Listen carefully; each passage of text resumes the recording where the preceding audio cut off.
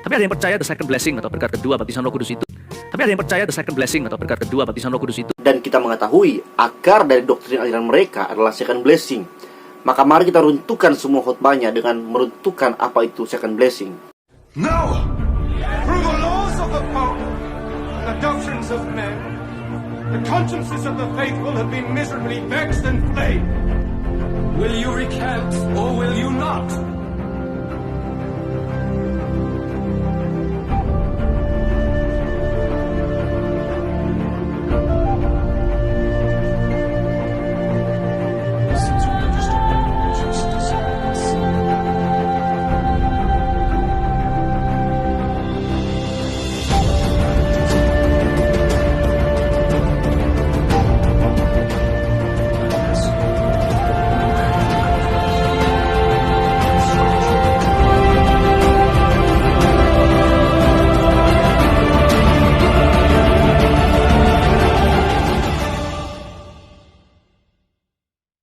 Shalom saudara. Kemarin ada video dari salah seorang pendeta superpower high class. Ya, jadi saya kasih nama dia sebagai pendeta superpower high class. Dia kemarin bikin video dengan judul Pesan Profetik untuk Gereja-Gereja. Kata profetik dalam Kamus Besar Bahasa Indonesia adalah berkenaan dengan kenabian atau ramalan. Jadi dia memberi pesan ramalan untuk gereja-gereja. Sekalipun sebenarnya isinya bukan tentang ramalan sih, tapi hanya membeberkan apa yang menjadi doktrin dalam gerejanya. Jadi dalam bahasa sederhana, dia mau menjadi nabi atas gereja-gereja dengan pesan doktrinal yang dia bawakan. Dan videonya sudah saya tonton, dan saya sudah mendapatkan esensi dari pesannya. Memang di bagian awal dari pesannya, dia menekankan prinsip ekumenikal, bahwa gereja-gereja semua sama, gak ada beda-beda. Dan memang prinsip ekumenikal itu hanyalah topeng awal yang dibawakan. Karena dimulai bagian pertengahan dari khotbahnya, dia mulai menekankan ajaran Pentakosta karismatik, yaitu second blessing khususnya. Dan mulai dari titik itu dia akan tafsirkan kisah para rasul menurut pemikirannya. Jadi menurut pemikirannya saja, bukan menurut apa yang sebenarnya maksud dari tujuan kitab kisah para rasul. Yang pada intinya dia akan menempatkan doktrin second blessing, yaitu penekanan pada karunia Roh Kudus sepanjang video, yang akan ditutupi dengan kesimpulan bahwa gereja yang memiliki second blessing adalah gereja yang memberitakan Injil, dan itulah gereja sejati. Jadi pada intinya dia mau bilang sebenarnya bahwa gereja yang benar itu adalah gereja Pentakosta karismatik, yang lain hanyalah gereja-gereja agamawi yang tidak memiliki second blessing. Nah saudara, mari sedikit kita lihat cuplikan dari videonya yang saya ambil, yang mana dalam cuplikan ini saya akan melihatkan bahwa dia memberikan sebuah argumen tentang second blessing yang kemudian itu menjadi cabang utama dari pengajarannya di videonya. Nanti akan saya bongkar pengajaran second blessing ini dalam gerakan Pentakosta karismatik setelah cuplikan video ini. Jadi kalau saya sudah bongkar akar utamanya, maka semua videonya harusnya runtuh, karena videonya berdiri di atas pemahaman second blessing. Mari lihat videonya. Anak-anak Tuhan di akhir zaman harus kingdom minded. Mindset kita haruslah kerajaan, bukan hidup bagi diri sendiri. Bukan ada tembok-tembok terpisah. Sekalipun setiap gereja itu unik visi misinya, tubuh Kristus kan nggak sama. Kan ada setiap bagiannya. Ada orang berkata, kenapa gereja kok ada macam-macam? Nah, badan Anda kan nggak hanya mata. Bukan hanya fungsional, setiap anak-anak Tuhan berbeda-beda. Yang satu berkarunia melayani, yang satu memimpin, yang satu memberi. Tetapi kelompok-kelompok umat Tuhan juga saling melengkapi. Mindset kita haruslah kerajaan Allah. Lakukan bagian-bagian lokalnya, tapi jangan picik hatinya. Sebab tidak ada kompetisi di dalam kerajaan ini. Yang ada hanyalah saling melengkapi. Sebenarnya persatuan itu bukan acara ya, interdenominasi.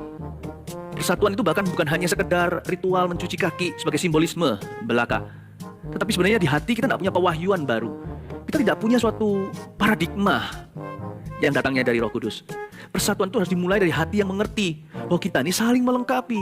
Setiap gereja juga beda-beda, karena memang masing-masing mencapai sesuatu di kilometer yang berbeda di tembok Nehemia yang sama. Bukan hanya asal Yesus adalah Tuhanmu, tapi setiap gereja memulihkan satu kebenaran. Ya, semua kebenaran harus diberitakan di setiap gereja, tapi ada kebenaran tertentu yang ditekankan di situ. Jadi jangan saling menghakimi. Kalau yang satu spesialisasi THT, telinga hidung tenggorokan, yang satu lagi adalah spesialis penyakit dalam. Dokter yang lain, seperti dokter Lukas, adalah dokter umum. Ada juga yang dokter gigi. Itu semua adalah bagian tubuh, bukan?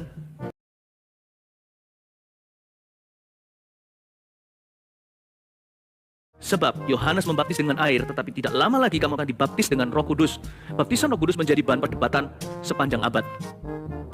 Baptisan Roh Kudus itu ada yang percaya, ya udah ketika orang itu terima Yesus ya sudah dibaptis dengan Roh Kudus. Betul sih, artinya kalau Roh Kudus tinggal di dalam diri seseorang, karena kita nggak bisa berkata Yesus Tuhan kecuali oleh Roh Tuhan. Tapi ada yang percaya the second blessing atau berkat kedua baptisan Roh Kudus itu. Tapi ada yang percaya the second blessing atau berkat kedua baptisan Roh Kudus itu. Tapi ada yang percaya the second blessing atau berkat kedua baptisan Roh Kudus itu diberikan setelah the conversion experience atau pengalaman lahir baru. Lalu sekian lama setelah itu, seperti para rasul ini, mereka dipenuhi oleh Roh Allah. Meskipun sebelumnya sudah ada tanda-tanda, sudah ada percikan-percikan urapan. Rasul-rasul bukannya diutus sama Tuhan 70 berdua-berdua. Lalu mereka menyembuhkan segala. Tetapi memang the full measure atau takaran penuh itu terjadi setelah Pentakosta. Setelah kematian Yesus tentunya robek tirai bait suci dari atas ke bawah. Dan Roh Kudus dicurahkan ke atas setiap manusia, on all flesh dalam bahasa Inggrisnya. Anak kecil pun bernubuat, anak muda mendapat penglihatan, orang tua mendapat mimpi, kepada semua hamba-hamba Tuhan, laki-laki dan perempuan. Jadi nggak ada diskriminasi, nggak ada hamba dan tuan. Semua orang yang haus lapar dipenuhi oleh Roh Allah. Baptisan Roh Kudus yang mana? Baptisan Roh Kudus juga sangat diyakini oleh banyak orang di dunia, anak-anak Tuhan, bahwa selalu datang dengan tanda berbahasa roh atau berbahasa lidah. Bahwa selalu datang dengan tanda berbahasa roh atau berbahasa lidah. Bahwa selalu datang dengan tanda berbahasa roh atau berbahasa lidah. Yasa si suka muka lama na si aku si baku ya sa si Ini pun jadi perdebatan antar gereja. Bahasa lidah itu, bahasa roh itu, bahasa new languages atau bahasa baru itu adalah bahasa Jepang bagi orang-orang yang nggak bisa bahasa Jepang sama sekali, atau tiba-tiba bisa ngomong bahasa Perancis, padahal orang itu orang Indonesia, nggak pernah belajar luar negeri, nggak pernah belajar bahasa lain. Ya betul, itulah tafsiran-tafsiran. Tapi Paulus juga berkata di Korintus bahwa dia itu berbahasa roh lebih dari mereka, dan kalau dia berbahasa roh, dia membangun manusia rohnya. Tapi kalau dia berdoa dengan akal budi, dia membangun akal budinya. Nah saudara, itulah videonya. Kalau saudara mau dengar secara menyeluruh khotbahnya, bisa tonton langsung di channelnya. Saudara akan mendapati bahwa 80% dari khotbahnya adalah membeberkan doktrin alirannya. Dan kita mengetahui akar dari doktrin aliran mereka adalah second blessing. Maka mari kita runtuhkan semua khotbahnya dengan meruntuhkan apa itu second blessing. Istilah second blessing dipahami dalam dua cara oleh orang karismatik, yaitu yang pertama mengacu pada baptisan Roh Kudus, dan yang satu lagi mengacu pada kesempurnaan tanpa dosa setelah orang lahir baru. Sebenarnya secara konsep, baptisan Roh Kudus dan hidup kudus diajarkan di berbagai gereja, dan kita tahu bahwa frasa berkat kedua atau second blessing tersebut tidak ditemukan dimanapun di dalam Alkitab, bahkan di sepanjang sejarah gereja sebelum lahirnya gerakan-gerakan Pentakosta karismatik. Jadi sebenarnya secara konsep gereja-gereja mula-mula sudah punya pemahaman itu. Bahkan gereja-gereja pada abad-abad pertama sudah memiliki paham tentang baptisan Roh Kudus dan hidup kudus. Dan Alkitab memang sering berbicara tentang baptisan Roh serta pengudusan orang percaya, tetapi tidak dalam konteks berkat kedua atau tahap kedua dari kehidupan iman seperti dalam gereja-gereja Pentakosta karismatik. Seorang yang bernama John Wesley, pendiri gerakan Metodis, umumnya dianggap sebagai pencetus istilah berkat kedua atau second blessing. Dia mengajarkan bahwa berkat kedua adalah tindakan Allah di mana orang percaya diberikan pembebasan dari dosa yang sebenarnya atau semakin disucikan. Jadi bagi dia, menjadi percaya adalah menerima keselamatan, dan berkat kedua adalah penyucian orang percaya. Meskipun bahasanya kadang-kadang membingungkan, tapi jelas bahwa Wesley tidak berpegang pada konsep modern yang mengatakan tentang kemungkinan hidup tanpa dosa sama sekali setelah menjadi percaya, melainkan mengakui seperti ajaran banyak tokoh-tokoh gereja lain yang mengajarkan bahwa orang percaya harus bertumbuh ke titik yang dengan sepenuh hati mengabdi dan taat kepada Kristus. Bedanya dalam paham John Wesley, ia percaya kesempurnaan ini dapat dicapai baik dengan pertumbuhan bertahap dalam kasih karunia atau dengan pekerjaan kasih karunia kedua yang seketika. Wesley menjelaskan dengan jelas bahwa berkat seketika itu juga didahului dan diikuti oleh pertumbuhan bertahap dalam kasih karunia. Dan kita akan mendapati dalam pengajaran Wesley bahwa penekanannya adalah pada kebutuhan individu untuk menginginkan dan mengejar pekerjaan Tuhan di dalam hati mereka, sehingga setiap pemikiran dan tindakan mereka akan sesuai dengan kehendaknya. Kita bisa mengatakan bahwa ajaran modern tentang pengudusan sebagai berkat kedua atau second blessing berakar pada tulisan Wesley, tetapi menyimpang dari maksud Wesley yang sebenarnya dan maksud kitab suci pada dasarnya. Kitab suci menjelaskan dengan jelas bahwa Tuhan telah melakukan pekerjaan pengudusan bagi semua orang Kristen. Ibrani 10 ayat 10 mengatakan, dan karena kehendaknya inilah kita telah dikuduskan satu kali untuk selama-lamanya. Satu kali. Oleh apa? Oleh persembahan tubuh Yesus Kristus. Dalam ayat ini kita diberitahu oleh Allah bahwa kita telah dikuduskan melalui persembahan tubuh Yesus Kristus sekali untuk selamanya. Ingat ya, sekali. Tidak ada second-second, saudara. Pengudusan itu adalah tindakan yang sudah selesai dilakukan untuk kita dimulai di kayu salib. Ketika Paulus menulis kepada gereja di Korintus dalam 1 Korintus 1 ayat 2, dia menyebut mereka sebagai gereja Tuhan. Mereka yang disucikan di dalam Kristus Yesus dipanggil untuk menjadi orang-orang kudus. Dikuduskan itu berarti bukan hanya second, tapi dikuduskan secara terus-menerus sepanjang kehidupan. Kita berdiri di hadapan Tuhan dalam posisi kekudusan melalui pengorbanan satu kali Kristus untuk kita. Jadi pengudusan terjadi oleh Kristus dan akan terus berkepanjangan dalam hidup orang percaya. Kitab suci juga berbicara tentang proses pengudusan yang sedang berlangsung dalam hidup ini. Dalam Imamat 20 ayat 8, Tuhan mengajarkan bahwa ketaatan pada ketetapannya adalah bagian dari cara kita mempraktikkan pengudusan. Dan Yesus berdoa dalam Yohanes 17 ayat 17 agar Tuhan menguduskan kita melalui firman yang di dalam kebenarannya. Jadi melalui firman dan firman kebenarannya. Paulus juga pernah berdoa dalam pertama Tesalonika 5 ayat 23 bahwa orang-orang percaya akan dikuduskan sepenuhnya dan tetap tidak bercacat sampai kedatangan Kristus. Semua bagian ini menunjuk pada proses berkelanjutan dari pertumbuhan menjadi seperti Kristus.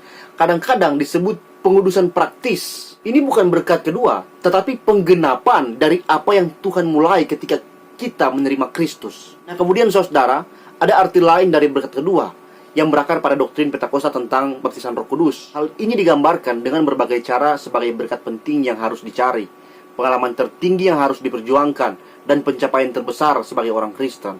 Menurut Pentakosta Karismatik, bukti awal dari baptisan Roh Kudus adalah berbicara dalam bahasa lain saat Roh berbicara. Nah, saudara perlu tahu, karunia-karunia seperti berbahasa roh ini adalah pengalaman normal dalam semua orang Kristen di gereja mula-mula. Sayangnya, saudara, mereka mengajarkan bahwa pengalaman ini berbeda setelah pengalaman kelahiran baru. Terjadi setelah pengalaman kelahiran baru, yang bisa diartikan bahwa orang ketika lahir baru belum tentu dapat karunia Roh Kudus oleh baptisan Roh Kudus. Kalau kita melihat, saudara ya, sebenarnya hanya ada beberapa bagian dari kitab suci yang merujuk langsung pada baptisan Roh. Yohanes Pembaptis berkata bahwa Yesus akan baptis dengan Roh Kudus dan api dalam Matius 3 ayat 11, Markus 1 ayat 8, Lukas 3 ayat 16, dan Yohanes 1 ayat 33. Dan Yesus mengatakan kepada murid-murid untuk menunggu di Yerusalem sampai mereka dibaptis dengan Roh dalam Kisah Para Rasul 1 ayat 5. Ketika para murid berkumpul pada hari Pentakosta dalam Kisah Para Rasul 2 ayat 4-4, Roh Kudus memenuhi mereka semua dan mereka mulai berbicara dalam bahasa lain. Ini bukanlah bahasa-bahasa surgawi atau tidak dikenal, tapi itu adalah bahasa manusia yang dikenal oleh semua mereka yang hadir pada masa itu. Di ayat 6-11, tidak ada keraguan bahwa para murid dibaptis dengan Roh Kudus pada waktu itu, tetapi mereka juga dipenuhi dengan Roh. Dalam Kisah Para Rasul pertama ayat 8, Yesus pernah memberitahu kepada para murid bahwa mereka akan menerima kuasa ketika Roh Kudus turun ke atas mereka, sehingga mereka dapat menjadi saksi bagi dunia. Kepenuhan Roh ditemukan berkali-kali dalam kitab suci dan selalu mengacu pada pemberian kuasa untuk menyelesaikan suatu tugas. Roh datang atas Simson dalam Hakim-Hakim 14 ayat 6 dan 19 untuk memberinya kekuatan dalam mengalahkan orang Filistin. Roh datang atas Maria yang memberdayakan dia dalam kelahiran Mesias dalam Lukas pertama 35. Ketika Petrus ditangkap dan dibawa ke hadapan dewan dalam Kisah Para Rasul 4 ayat 8, dia dipenuhi dengan Roh Kudus dan menyatakan dengan keberanian dan kejelasan kebenaran tentang Yesus. Nah, saudara, kebingungan tentang baptisan dan pemenuhan Roh menyebabkan kebingungan dalam doktrin.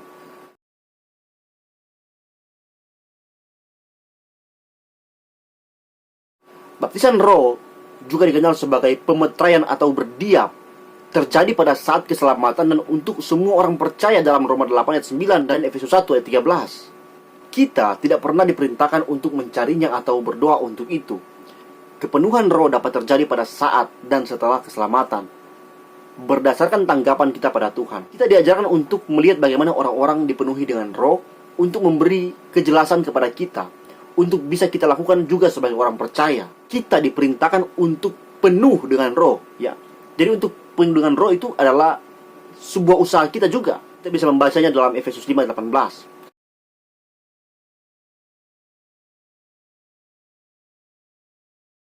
Nah, saudara, kita harus mengetahui bahwa sebenarnya adalah kehendak Tuhan agar kita semua menjadi kudus, karena Dia adalah kudus dalam pertama Petrus 1 ayat 16-16. Dan kita menjadi kudus saat kita menyerahkan diri kita kepada arahannya dalam hidup kita, seperti yang diungkapkan dalam firman-Nya. Roh Kudus diberikan kepada semua orang percaya untuk tinggal di dalam kita, sehingga Dia dapat membantu kita dalam mentaati kehendak Bapa. Jadi saudara, bisakah kita menyebutnya sebagai berkat kedua? Tidak bisa saudara, karena menyebut berkat kedua itu berarti kita mengkotak-kotakan kasih karunia Allah dalam karya Roh Kudus. Seolah-olah ada gap antara orang-orang percaya. Dalam gereja-gereja Pentakosta, berkat kedua yang di dalamnya adalah tentang hidup kudus dan kuasa pelayanan menjadikan seolah-olah second blessing hanya selalu dihubungkan dengan tugas pelayanan khususnya di gereja. Sedangkan dalam ajaran reformasi, pembenaran terjadi oleh darah Kristus, dan dalam pembenaran melahirkan juga pengudusan kepada semua orang percaya, dan tiap-tiap orang percaya diperlengkapi sesuai dengan panggilan Allah. 2 Timotius 3:17 mengatakan, dengan demikian tiap-tiap manusia kepunyaan Allah diperlengkapi untuk setiap perbuatan baik. Apapun profesi Anda sebagai pendeta, Anda sebagai tukang ojek, Anda sebagai pegawai negeri, Anda sebagai pengusaha, sebagai apapun Anda, Roh Kudus selain menguruskan Anda, Roh Kudus juga akan memperlengkapi Anda untuk mampu menyelesaikan tugas dan tanggung jawab Anda.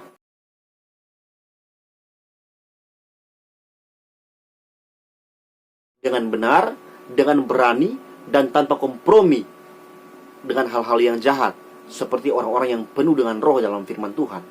Nah, jadi saudara, saya mau katakan dengan tegas dan berani, doktrin second blessing oleh John Wesley, yang sebenarnya hanya sebuah frasa yang menekankan tentang kuasa pelayanan, telah diselewengkan oleh banyak gereja masa kini yang menekankan karunia sebagai tanda iman. Termasuk bahasa roh dipakai hanya untuk pelayanan, yang pada masa itu tidak ada Alkitab Perjanjian Baru. Jadi untuk membangun manusia rohani, Roh Kudus membangun diri seseorang untuk mengetahui kehendak Allah, karena Alkitab PB belum ada di masa itu. Jadi mereka diperlengkapi untuk menjalankan pelayanan pada masa itu, dan banyak orang menyeleweng dalam penggunaan bahasa roh, sehingga Paulus menegur mereka dalam surat Korintus tersebut. Saudara-saudara, pengajaran gereja-gereja yang menekankan tanda Roh Kudus dengan berbahasa roh, penglihatan nubuat dan sebagainya, itu adalah penyelewengan terhadap Roh Kudus. Seolah-olah orang beriman hanya yang berbahasa roh yang mendapat penglihatan. Orang beriman atau orang yang dipenuhi Roh Kudus adalah orang yang percaya pada Kristus dan hidup taat, menyangkal diri, dan pikul salib setiap hari. Lukas 9 ayat 23 mengatakan, katanya kepada mereka semua, setiap orang yang mau mengikut aku, ia harus apa?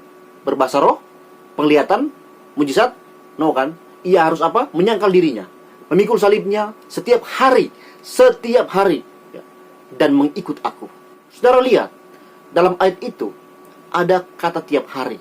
Sebagai apapun profesi Anda, Roh Kudus akan memampukan Anda menyangkal diri, hidup baru di dalam Kristus.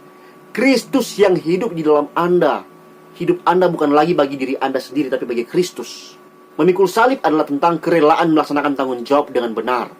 Hidup pikul salib adalah tanda bahwa Anda bekerja dengan benar sesuai firman Tuhan. Anda tidak cari untung, Anda bekerja dengan jujur, Anda siap menderita untuk pekerjaan dan tanggung jawab Anda demi mendatangkan kebaikan bagi orang lain, sehingga memuliakan nama Kristus. Makanya gereja-gereja yang menekankan karunia Roh Kudus hanya pada bahasa roh dan sebagainya adalah gereja yang menyempitkan karya Roh Kudus. Dia menyelewengkan Roh Kudus dari firman Tuhan.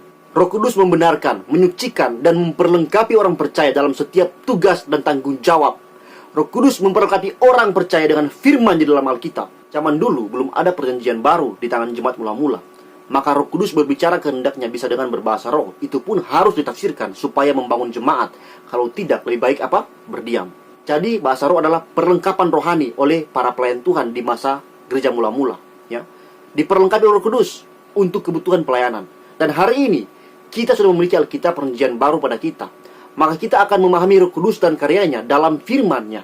Firman-Nya dengan kuasa Roh Kudus akan meneguhkan kita, akan menguatkan kita, dan memperlengkapi kita dalam setiap tanggung jawab kita. 2 Timotius 3 ayat 16 dan 17 mengatakan, segala tulisan yang diilhamkan Allah memang bermanfaat untuk mengajar, untuk menyatakan kesalahan, untuk memperbaiki kelakuan, dan untuk mendidik orang dalam kebenaran. Dengan demikian, tiap-tiap manusia kepunyaan Allah diperlengkapi untuk setiap perbuatan baik. So, pendeta Superpower High Class, Anda siapa? Mau membawa pesan bagi gereja-gereja? Kami tak butuh pesan profetikmu. Isinya hanya doktrin dan paham yang kau pahami. Sekali lagi maaf, kami menolak doktrin yang baru lahir abad 20-an dan mau sok menjadi dasar kebenaran, yang mengabaikan banyak tulisan para bapak gereja, yang mereka, waktu hidup mereka, itu tidak jauh dengan para rasul. Kami juga punya Alkitab. Kami punya banyak dokumen gereja yang menjelaskan tentang kitab suci. Tak perlu kau sok menjadi nabi bagi kami, bagi gereja-gereja di Indonesia. Tak perlu. Gereja-gereja kami, bahkan semua orang yang memegang Alkitab sebagai satu-satunya standar kebenaran, tak membutuhkan pesan profetik dari kamu. Kamu mau bilang bahwa gerejamu penginjilan? Penginjilan apa? Gerejamu baru muncul tahun 1900-an. Injil sudah masuk di Indonesia semenjak tahun 1800-an. Bahkan semenjak 1600-an sudah pergi ke banyak belahan dunia. Dan semua penginjil yang masuk Indonesia, tak ada bawa-bawa bahasa roh aneh milikmu. Tak ada bikin mujizat yang tumbang-tumbang seperti itu. Contohnya ketika para penginjil masuk ke tanah Minahasa, orang sakit di tanah Minahasa diobati dengan obat-obatan yang dibawa oleh para penginjil. Saat itu dulu orang Minahasa pikir bahwa sakit malaria adalah kutukan roh-roh. Nah, dengan obat malaria yang dibawa oleh para penginjil, orang Minahasa disembuhkan dan menerima penginjilan. Dan hari ini sudah ratusan tahun gereja-gereja berdiri, hasil dari para penginjil yang berasal dari Jerman, yang dikirim oleh Badan Penginjilan Belanda, yang mana itu adalah semua bukan gereja-gereja Pentakosta karismatik. Jadi jangan kau mau bilang-bilang penginjilan dalam gerejamu. Di dunia ini, jasa penginjilan yang paling besar adalah oleh gereja-gereja Katolik, Ortodoks, dan gereja Reformasi. Gereja-gereja ini menginjil seperti para rasul. Negara-negara, tempat-tempat yang belum mengenal Kristus yang diinjili, kalian baru muncul dan kebanyakan datang di daerah yang sudah Kristen oleh gereja-gereja tadi. Jadi sekali lagi, jangan kau GR dan jangan sombong dengan doktrin second blessingmu. Dan jangan asal bicara di media sosial tanpa berpikir apa yang kau sampaikan takkan dibongkar habis-habisan sampai ke akar-akarnya. Sekian video saya, and until next time, God bless.